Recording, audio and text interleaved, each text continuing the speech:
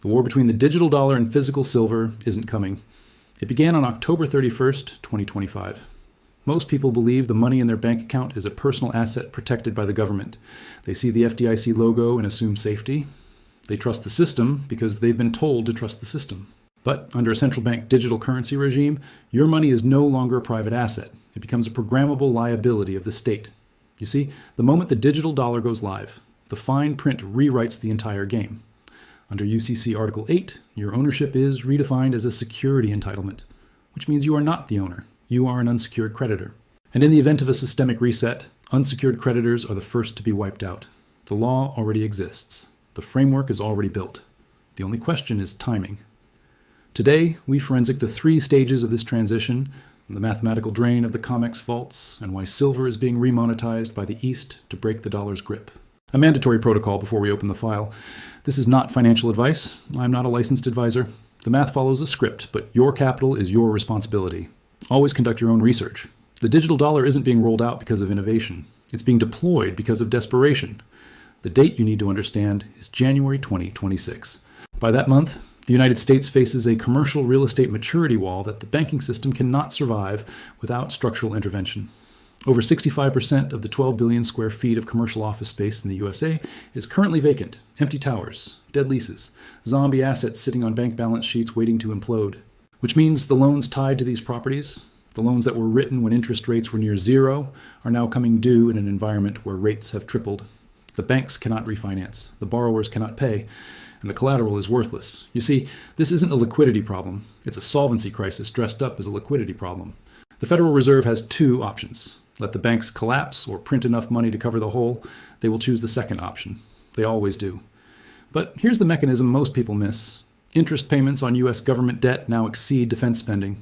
Let that sink in. The United States spends more money servicing its debt than it does on the entire military. This is called fiscal dominance. The Treasury issues bonds to cover spending. The Federal Reserve buys those bonds by creating new dollars. And the cycle accelerates because the interest on the new debt requires even more printing to cover the next payment. The math is no longer sustainable.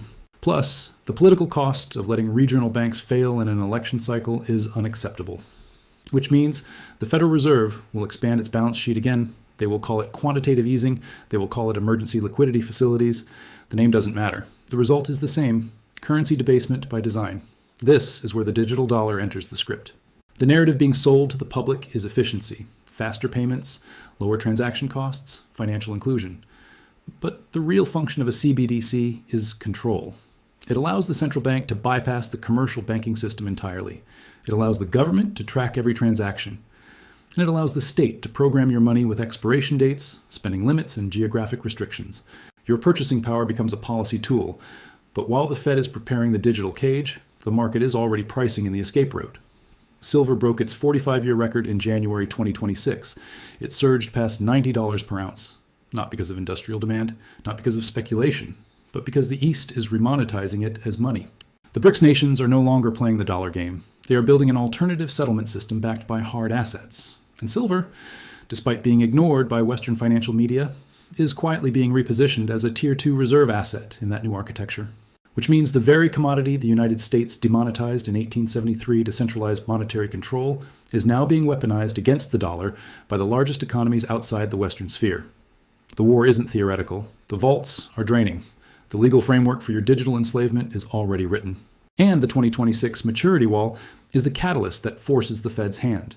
If the maturity wall mechanics just clicked for you, or you want to track these macro shifts as they unfold in real time, join the Forensic Circle by hitting subscribe. We are currently finalizing a deep dive autopsy on the UCC Article 8 loophole that the banks hope you never read. Let's continue. But even this maturity wall is a distraction from the real fracture happening inside the COMEX vaults right now, because while the Fed is printing to cover the debt, physical silver is disappearing at a rate that breaks the entire paper pricing system. And I'm about to show you the exact numbers that prove the game is already over. The COMEX is not a storage facility. It's a pricing mechanism built on a lie. For every single ounce of physical silver sitting in the registered vaults, there are 356 paper claims. 356 contracts that promise delivery of the same ounce of metal. The system works because of one assumption, that nobody will ask for physical delivery all at once. That assumption just failed. In the first week of January 2026, 33.45 million ounces of silver were physically withdrawn from the COMEX registered inventory. That's not a typo. 33 million ounces in 7 days, which means roughly 26% of the total registered inventory vanished in a single week. You see, the COMEX operates on two categories of metal, eligible and registered. Eligible silver is metal stored in the vault, but not available for delivery against futures contracts. Registered silver is metal that can be delivered to settle contracts. The registered category is the only number that matters, and that number just collapsed. The January drain wasn't retail investors buying coins. It wasn't industrial users stocking up on supply.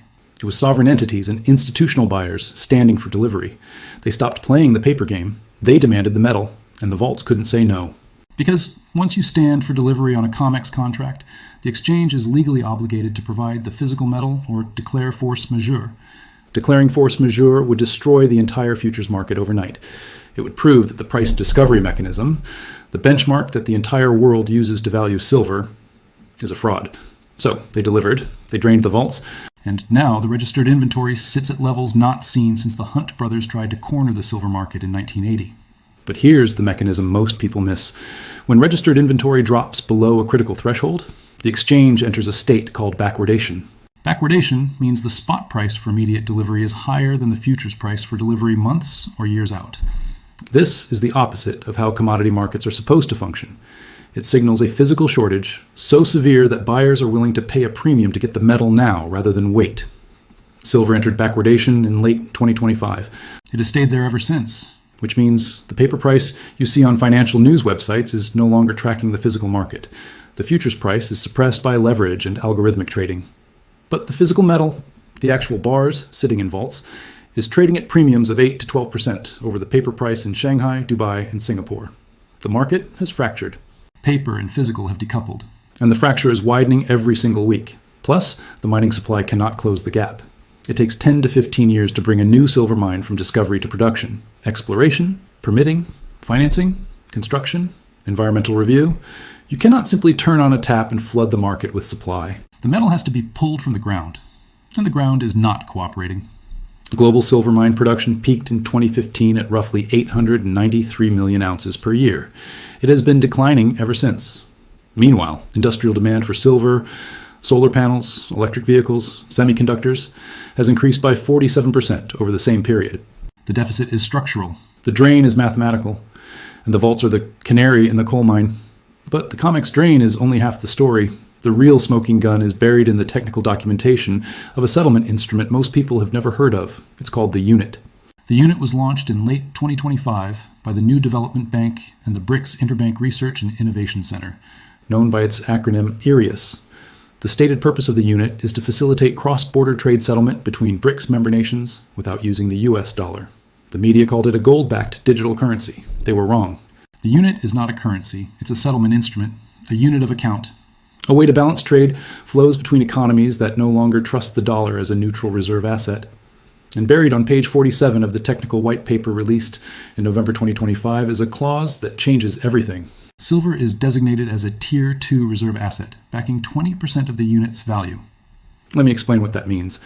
The unit is backed by a basket of hard assets. Gold makes up the majority, roughly 60% of the collateral pool. But the remaining 40% is split between other commodities and strategic reserves, and 20% of that total basket, 8% of the unit's total value, is allocated to physical silver. You see, the BRICS nations are not buying silver for industrial use. They are buying it as money, as a reserve asset, as a hedge against the collapse of the dollar system they have been forced to use for the past 50 years. Which means every time a BRICS member settles a trade using the unit, they are indirectly increasing demand for physical silver. Not paper contracts, not ETFs. Physical metal that has to be vaulted, audited, and allocated to back the instrument. And here's the application. China holds $3.2 trillion in U.S. Treasury bonds and dollar-denominated assets. They cannot dump those assets without collapsing the value of their own reserves. But they can slowly rotate out of dollars and into hard assets that back the unit. Russia is already doing this. India is stockpiling silver through official and unofficial channels. Brazil has quietly doubled its reserves over the past 18 months. The demand is real, the timeline is accelerating, and the supply cannot keep pace. Plus, the Shanghai Gold Exchange is now the primary signal for what is happening in the physical market. As of mid-January 2026, silver bars in Shanghai are trading at premiums of 9 to 14% over the London and New York spot prices. That premium is not noise, it's not a temporary dislocation, it's a structural signal that physical metal is flowing east, where it is valued as money, and away from the west, where it is still treated as an industrial commodity with a suppressed paper price. The arbitrage should not exist. If silver in New York is trading at $90 per ounce, and silver in Shanghai is trading at $99 per ounce, traders should buy in New York and sell in Shanghai until the prices converge. But the metal is not moving west to east fast enough to close the gap, because the vaults in the west are empty. The registered inventory has been drained, and the remaining metal is being held by entities that understand what's coming. Let me show you the math that makes this inevitable. Total global silver reserves available for investment, meaning bars sitting in vaults that are not tied to industrial contracts or jewelry fabrication, are estimated at roughly 2.4 billion ounces. That number includes government reserves, ETF holdings, and privately vaulted metal. Now, compare that to the paper market. The total open interest on the COMEX silver futures market represents claims on over 1.3 billion ounces of silver. But the registered inventory, the metal actually available for delivery, is currently sitting at just under 100 million ounces. Do the math. 1.3 billion in claims, 100 million in deliverable metal. That's a ratio of 13 to 1. And that's only counting the COMEX. Add in the London bullion market, the Shanghai Futures Exchange, and the over-the-counter derivatives market, and the real ratio is closer to 356 to 1. The system is fractional. It has always been fractional. But for the first time in 40 years, the leverage is being tested, and it's failing, which means the price of silver is not determined by supply and demand for the physical metal. It's determined by the leverage and liquidity of the paper market. But when the paper market fractures, when buyers stop accepting cash settlement and demand physical delivery, the price discovery mechanism breaks. We are watching that break happen in real time. The COMEX is draining. The BRICS nations are remonetizing silver through the unit. The Shanghai premium is widening. And the mining supply cannot ramp up fast enough to meet the demand shift. The math doesn't care about your political beliefs. It doesn't care about your opinion on central banks or gold standards or monetary theory. The math is a script, and the script says the paper game is over. Your money in the bank is a digital entry, a promise, a claim on a system that is mathematically insolvent. But the metal sitting in your hand is the exit. It's the collateral the East is using to build the post-dollar architecture. And the window to acquire it at suppressed paper prices is closing faster than most people realize. But this demand surge didn't happen by accident. It's the final stage of a cycle that has destroyed every empire that tried to debase its way out of debt. And the historical pattern is so precise, it's almost mechanical. On February 12th, 1873, the United States Congress passed the Coinage Act. The official story was a monetary reform, simplification, modernization. But buried in the fine print was a single clause that demonetized silver as legal tender. The law removed silver from the bimetallic standard and forced the country onto a gold-only system. Which means if you held silver coins, they were no longer money. They were metal, and the government would only accept gold for tax payments and debt settlement. The result was immediate. Silver prices collapsed. Farmers and working-class citizens who held their savings in silver were wiped out. Creditors who had loaned money expecting repayment in either gold or silver could now demand repayment only in gold, which was harder to obtain and controlled by a smaller number of banking institutions. It was called the Crime of 1873 because it centralized monetary control into the hands of gold-holding elites while erasing the wealth of anyone who trusted silver. Sound familiar? You see, the demonetization of silver wasn't random. It was strategic. Silver was the people's money. It was abundant enough to circulate widely. It was divisible. It was hard to counterfeit. But it was also hard to control. Gold, on the other hand, was scarce. It was concentrated in the vaults of central banks and private institutions. And a gold-only standard gave those institutions the ability to manipulate the supply of money by controlling access to gold reserves. The 1873 demonetization forced the world onto a monetary system that could be centralized, controlled, weaponized. And now in 2026, we are watching the same playbook in reverse. The digital dollar is the final evolution of that centralization. It removes not just silver, not just gold, but all physical money from circulation. Your currency becomes a programmable database entry, and the entity that controls the database controls your purchasing power, your savings, and your financial freedom. Plus, the historical cycle is mathematical.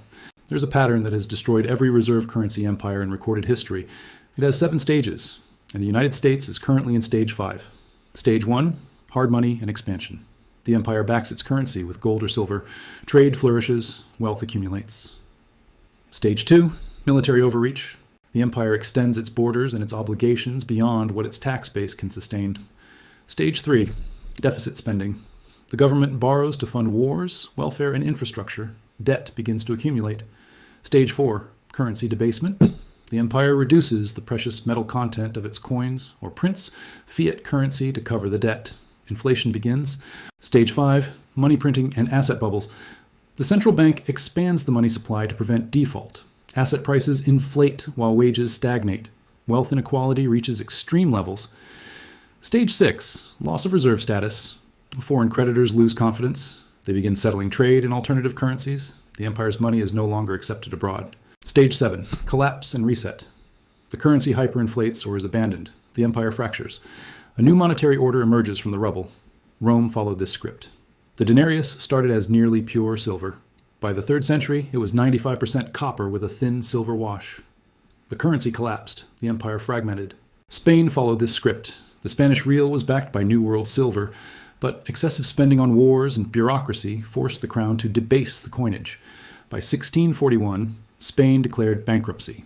The empire never recovered its dominance. Britain followed this script. The pound sterling was the global reserve currency for over a century. But 2 world wars and unlimited money printing to fund the welfare state destroyed its purchasing power. By 1971, Britain was forced to abandon the pound's gold peg. Reserve status shifted to the United States. And now the United States is in stage 5. The math is identical. The debt is unsustainable. The Federal Reserve is printing to cover interest payments. Asset bubbles are inflating while real wages stagnate. And foreign creditors, China, Russia, India, Brazil, are openly building alternative settlement systems to bypass the dollar. You see, the cycle doesn't care about exceptionalism. It doesn't care about military power or technological superiority or political ideology. The cycle is driven by mathematics. And the mathematics of debt compounding faster than economic growth always ends the same way. Stage 6 is inevitable. The only question is timing. But the transition from stage 5 to stage 6 isn't chaotic. It's controlled. And the legal framework to manage that control is already in place. The first mechanism is Dodd-Frank Title II. Dodd-Frank was sold to the public as financial reform after the 2008 crisis. But Title II of the law contains a provision that most people never read. It authorizes bail-ins. A bail-in is the legal process by which a failing bank can convert your deposits into bank equity to recapitalize itself during a liquidity crisis, which means the money in your checking account, the money you believe is yours, can be seized and transformed into shares of a bankrupt institution. You don't get a vote, you don't get a warning.